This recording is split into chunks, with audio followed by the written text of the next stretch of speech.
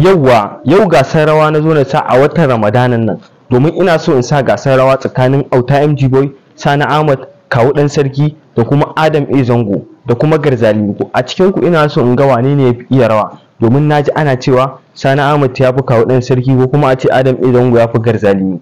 To a yanzu haka nake so in tantance, zan ba da gudunmawa kayan shan ruwa a watan Ramadanan nan. Duk wanda ya cinye wannan gasar shi zan bawa. Zan ba da naman kaza, zan ba da naman tinkiya, kai komai da komai ma zan bayar. Da haka yanzu zan fara da Sani Ahmad domin in ga shi wacce irin rawa iya. Da haka yanzu zan fara da Sani Ahmad domin in ga wacce irin rawa zai iya takawa a cikin wannan gasar. Sani Ahmad, da kai zan fara.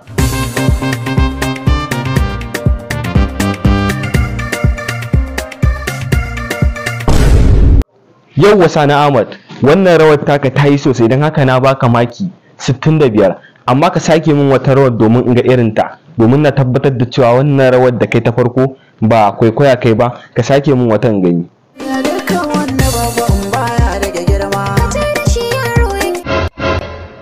Yauwa Sani Ahmad, wannan rawar taka ta yi matukar kyau sosai, don haka na ƙara maka maki 5, ya zama maki 70. Don haka yanzu ka jira ko za ka lashe wannan gasar, amma akwai maza a gabanka. Yanzu bara in tafi gun Auta MG Boy. Auta MG Boy, kaga dai yacce Sani Ahmad ya taka rawa a cikin wannan gasar da muke ta watan Ramadana. Kai ma ina so ka taka rawa ta musamman domin in ga tsakanin kai da shi wane ne zai cinye wannan gasar. Da haka yanzu kai ma ka taka rawa ta musamman domin in ga taka.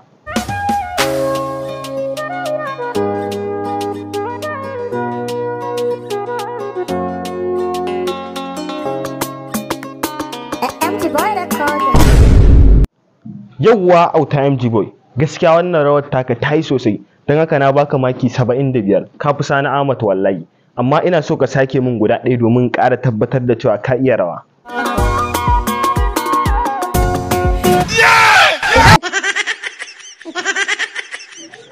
Yauwa Auta MG Boy, gaskiya wannan rawar taka ta yi sosai, don haka na ƙara maka maki 5 akan maki 75, ya zama maki 80. Don haka ka fi Sani Ahmad. Yanzu bara mu koma gun Garzali Miko domin shi ma ga irin rawar da zai taka a cikin wannan gasar. Garzali Miko, kai ma ina so ka taka rawa ta musamman a cikin wannan gasar da muke ta watan Ramadan, domin ka ga yace Sani Ahmad da kuma Auta MG Boy suka taka rawa ta musamman a cikin wannan gasar. Kai ma ina so kai mun rawa ta musamman domin tabbatar da cewa wai ka fi su ko kuma baka fi su ba. Bismillah.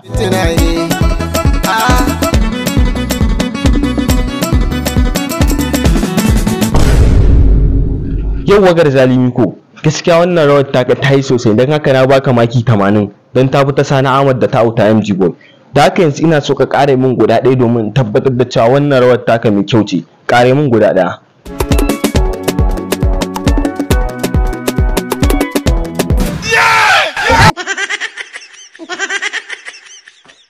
Kai Garzali Miko, gaskiya wannan rawar taka da ka sake mun tayi, da haka na ƙara maka maki 5. Da haka ya zama maki 85. Ka fi su Auta MG Boy da kuma Sani Ahmad.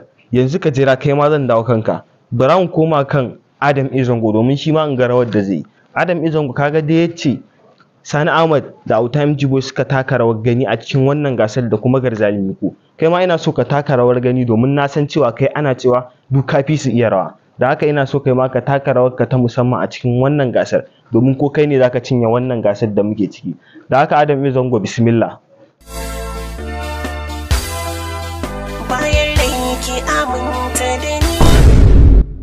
Yawwa Adam A Zango, gaskiya wannan rawar taka ta fi ta kowa. Da haka na baka maki 90. Yanzu ina so ka ƙare min wata guda ɗaya domin tabbatar da cewa ka iya rawa.